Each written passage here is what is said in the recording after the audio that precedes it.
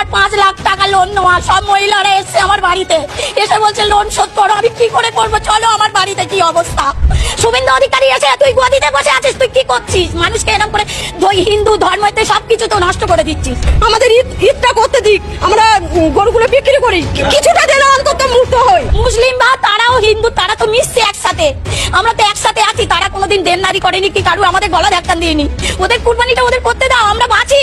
আমরা খেটে খাবো কি আর গরুকে খাবো কি? আমাদের গরু কুরবানি করতে দিক, আর না হলে এই লোক আত্মহত্যা মরে যাবে, সরকারের দায় নিতে হবে। একাধিক লাইনে শুধু সারি সারি গরু, এ মাথা থেকে একবার শেষ প্রান্তে পর্যন্ত গরু সব নিয়ে গিয়ে আমাদের নবান্নকে দাঁড় করাতে হবে। গরু নিয়ে নবান্নে পৌঁছে যাবেন। 14 বছর পরে গরু গোমাতাকে খাওয়া যাবে। তাহলে 14 বছরের জন্য কিছু তো তোমাদের আমাদের সংসার চলে।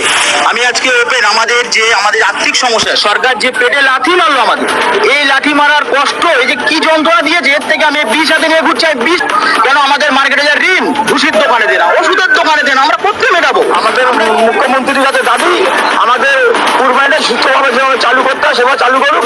আমাদের না তো ঘোড়া গড় দিতে হবে। আমাদের একাজনের বাড়ি 5-6টা করে লোন নিয়ে সব গড় তোলা আছে।